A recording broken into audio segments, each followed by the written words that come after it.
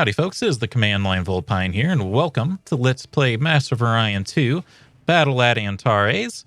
This is not a new release in the new franchise of Master of Orion, which is started coming back out in 2016. I don't know if there's ever going to be like a DLC or anything for that game, but we're going back to 1996 and playing Master of Orion 2 here. It's being rendered through Dropbox from goodoldgames.com.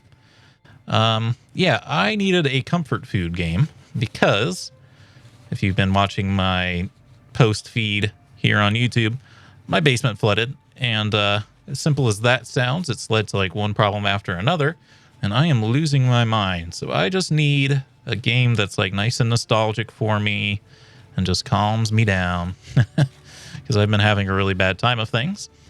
Also, the stress has given me a bad acne week, so no webcam either this time. So yeah, we're doing this old school in more ways than one. So let's just start a new game here. All right, so we got to play on average in order to at least get our options on making a custom race. You can't make a custom race on easier settings, and I'm not great at 4X games, honestly. I love them. I find them very interesting and fun and nostalgic, but I'm pretty bad at them, just to be honest. We will start at Galaxy Size of Huge, which I don't think was in the very base game. I think it came up with maybe an update to this game, or it might have come with like a fan update that even came later and then has been integrated into the goodoldgames.com version. Anyway, we're going to play on a huge galaxy. Galaxy age, if you're new to Master of Orion, average is just average. Not much to say there. Organic rich is an older galaxy. So what this means is life has had more time to evolve, which means a lot more planets are habitable and you can grow food on them. However, they have less mineral abundance on them. And then mineral rich is an early galaxy, so a lot more planets are a lot less hospitable, but they have a lot more minerals in them. We're going to do average. We're going to have it on 7 players so that we make, you know what, I might be wrong, actually. I was going to say 7 players might make us player 8, but no, 7 players might make us player 7. Let's do 8 players. The time periods, average is where the game starts on normal. I don't know what post-warp is exactly, and then there's also advanced. We're going to do pre-warp just because that gives us a little bit more time to kind of think out how we're going to tackle the game. And then we're just going to leave all the random events and everything on. Seems fun to me. And we are going to make a custom race. You have to select a race picture because you can't, this doesn't have your own. I did think about like maybe trying to mod the game and see if I could put my own in here. But I was looking at the process for doing it. I was like, maybe not today. Not when I just need like a little bit of nostalgic fun right now. Maybe later. So let's clear out the Marchand starting traits because it gives us those by default. All right, so here are our trait options for our race. Let's go ahead and rename ourselves to Light Furian. Try to theme it around that roughly.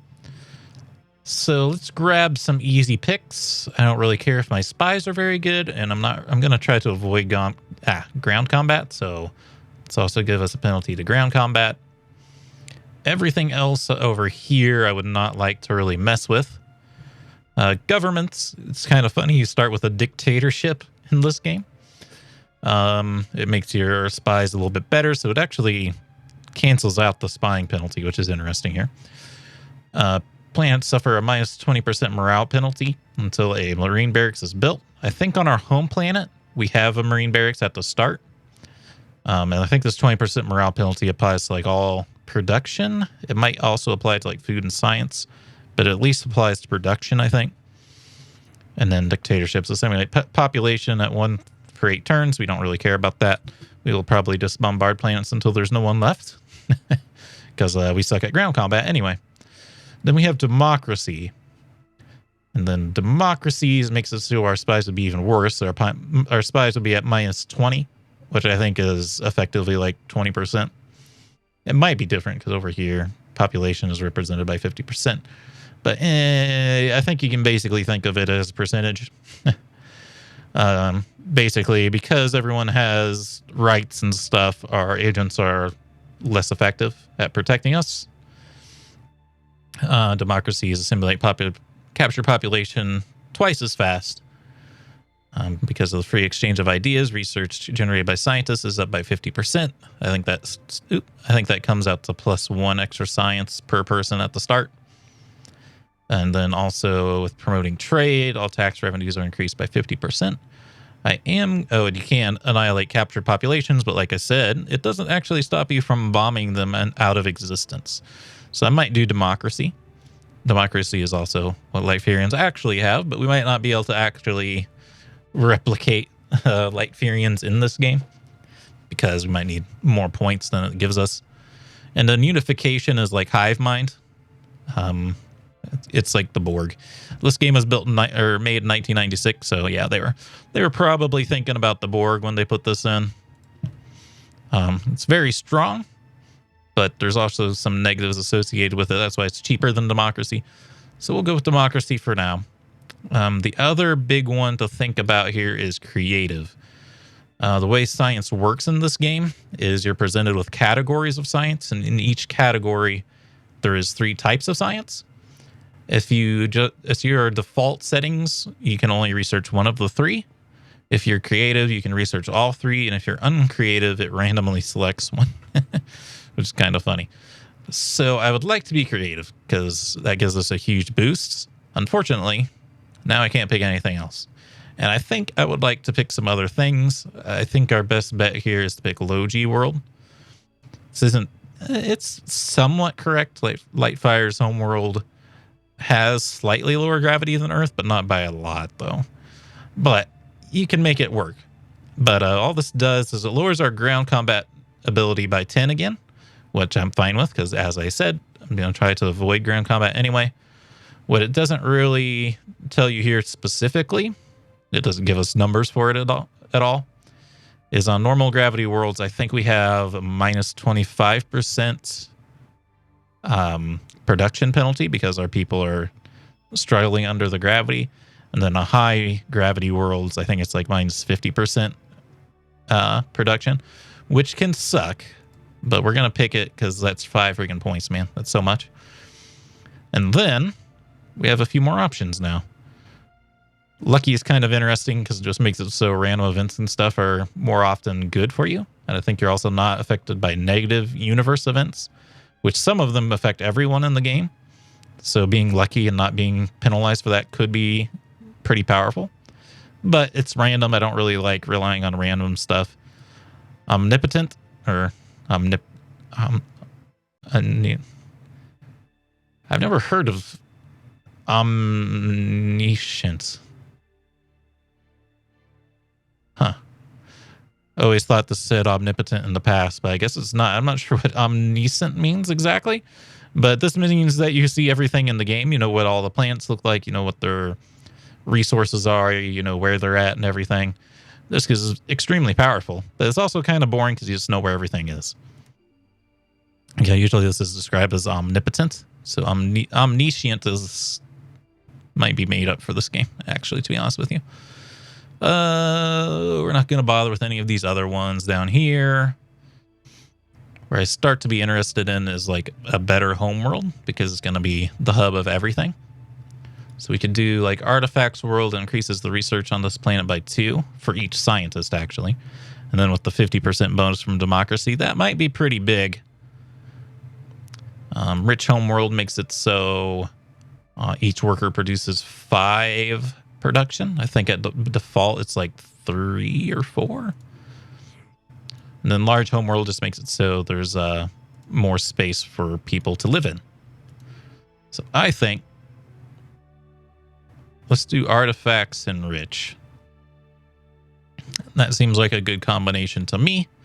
And let's just freaking send it, brother. We'll make our ruler name. I'll leave it at Lance. Let's do that. And then let's be orange because orange is my favorite color. And then also foxes are orange. Makes sense. Home star name is Arnavala. Once again, canonically accurate. All right, so here we are in the galaxy. My pause recording button happens to be the same as save game button, which I suppose that's a good thing. We'll be saving often.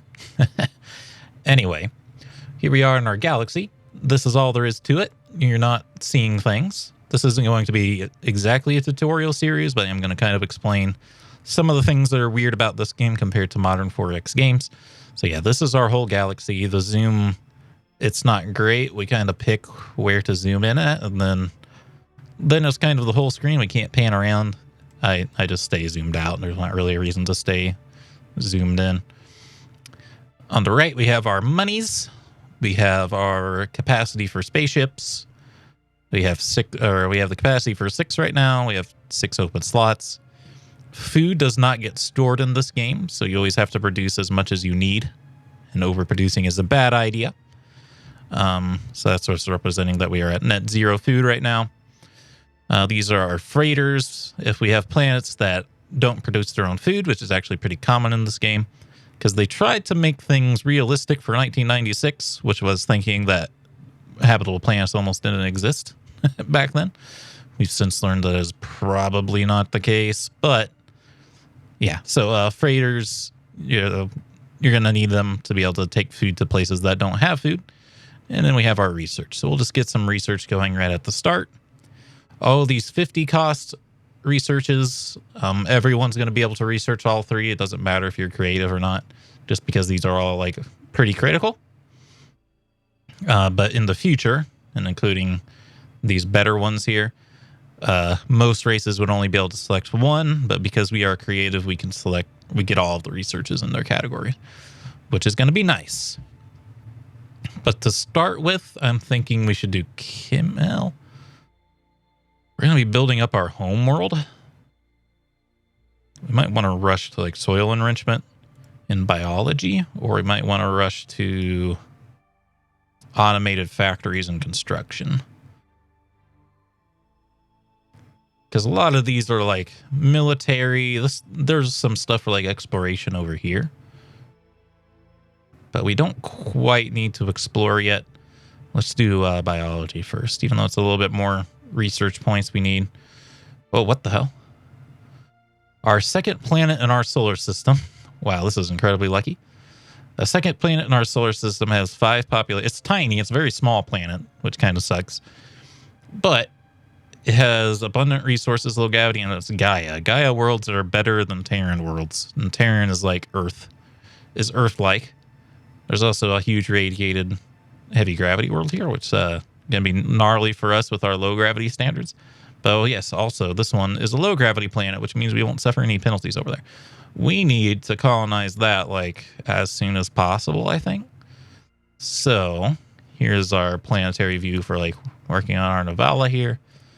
Let's build a colony base. It's going to take a long time to do, but once it is 50% done, we can buy the rest of the production, which is a pretty smart thing to do. As you can see, we have 4 population working on farming, and then we have 2 working on production and 2 working on science. We want to try to free up farmers because obviously this is a pretty bad ratio. We have a lot of farmers working to support an equal amount of population. Not great. So that's why we're going to research like the biology stuff right away. And yeah, we'll get this colony base cranked out so we can colonize that Gaia world. That is unbelievably lucky. I've never seen that in my life. I don't even think the game can do that. I always thought it spawned like one other world kind of like this one.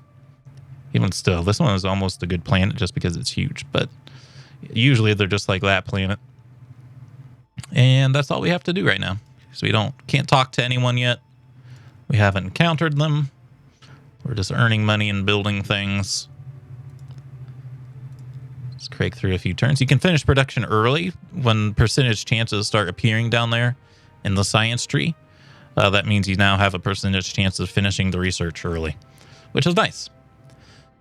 Biospheres increase the planetary population on a planet by 2, the max population that is. And the hydroponic farm just produces 2 food and doesn't do anything else special. I could just go for soil enrichment really quick here. Getting it done early seems like possibly a good idea. Let's see how long it'll take. 34 turns is kind of a long time.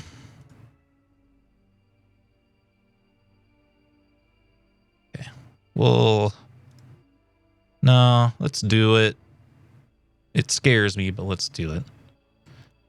Colony screen is a kind of a more efficient way to see how this is going. I don't think this is 30% done yet, or 50% done. So we're not going to worry about it. Oh, we don't have any taxes.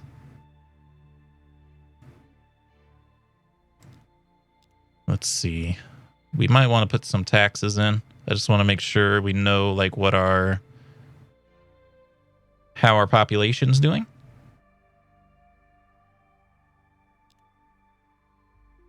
Let's set it to 20% and see what happens here. That looks all the same to me. I don't think we lost anything there. So yeah, let's get some money coming in. Gonna save real. Okay, so been a few more turns. And we're gonna start checking on our colony here to see if this is buyable yet. Once it's buyable, this should light up. Obviously, it's going to cost too much for us to do yet.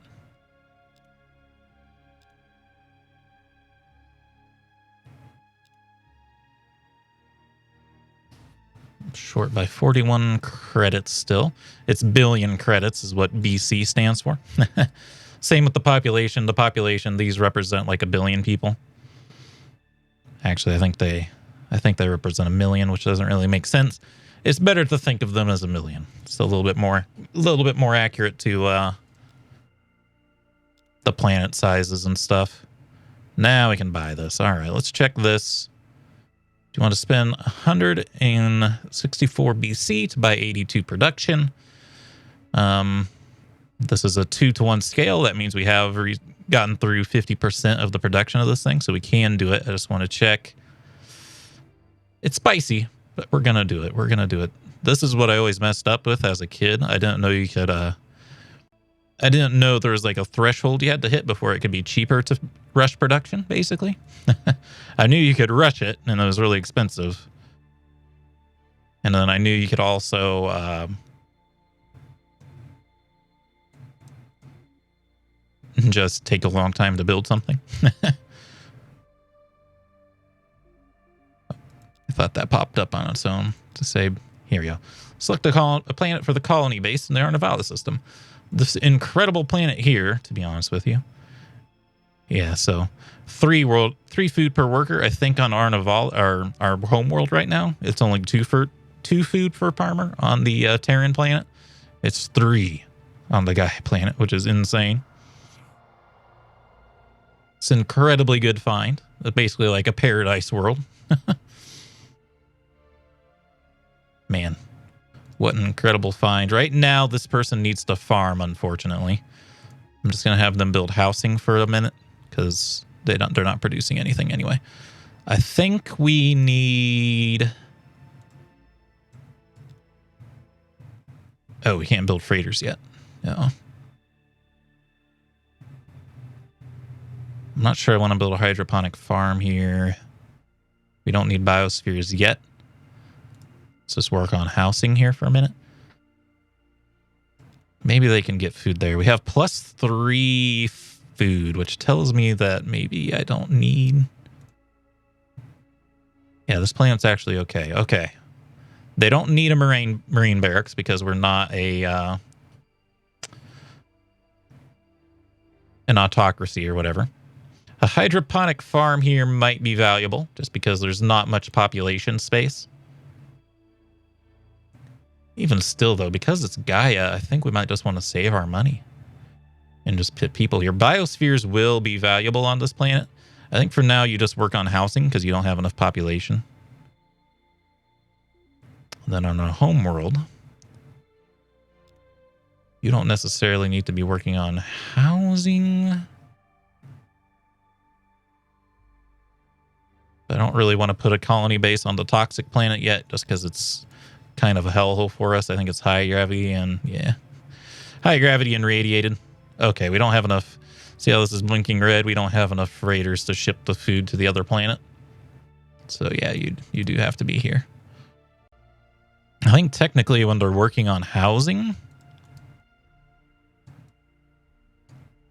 like the population's still going up, so it's not like they're dying. But still, for now, we're going to do that. And then I need to build a freighter fleet. I have to see where that research is, though.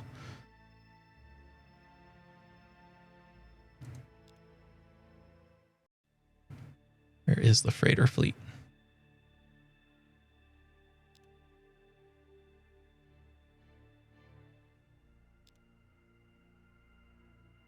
I feel like it would be here because the colony ship announced and transport ships are in the same category as it. The game's actually kind of lagging, which is kind of funny when you think about it. It's not in physics.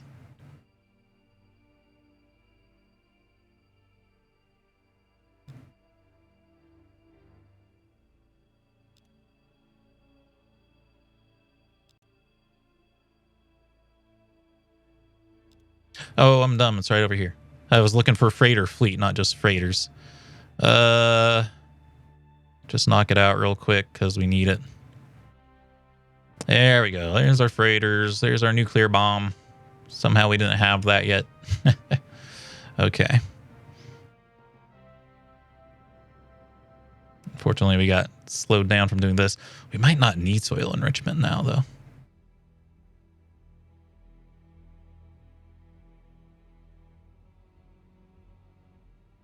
I think now I just want this because this little Gaia planet could be our farming homeworld. Like I can take my farmers off of food in here and put them to doing science, which they're really good at there. And I could just make this world like our farming planet, which should be interesting. So we need to build some freighters. We can build them.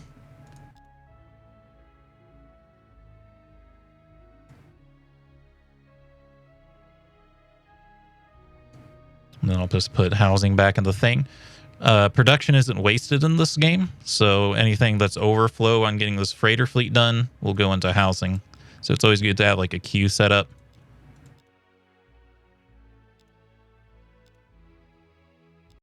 Okay, that should be 4 turns. I should be able to buy this freighter fleet just to get it done. There we go. Okay. Well, honestly,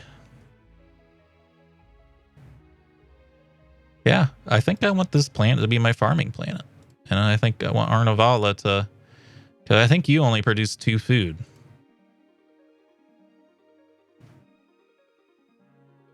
Ten food produced.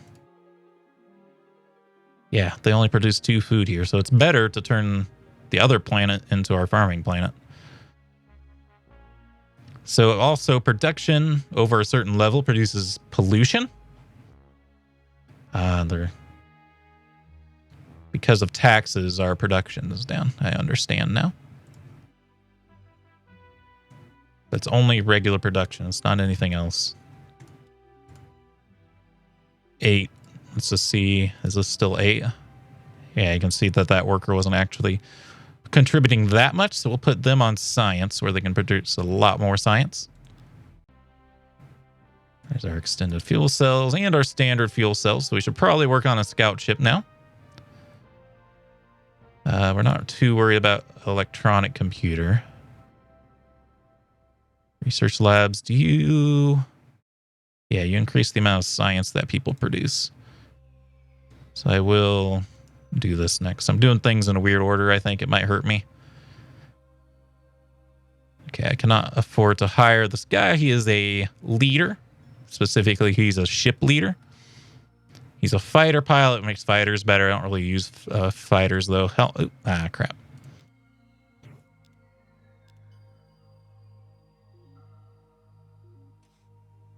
Here's his fighter attack. Not too concerned. Defensive bonus of ships by 7. Not too concerned. Navigator. It's all accompanying ships and movement restrictions for passing through a nebula. Increase the ships by 1. It's not too bad. I'm not sure I want to pay for him, though. But I'm out of time for this video. I hope you all enjoyed. I know this is a strange change of pace for us, but I needed some comfort food gaming. If you enjoyed the video, remember to hit the like button, keep the conversation going in the comments, and subscribe if you'd like to see more. Until next time, I hope you have a good day.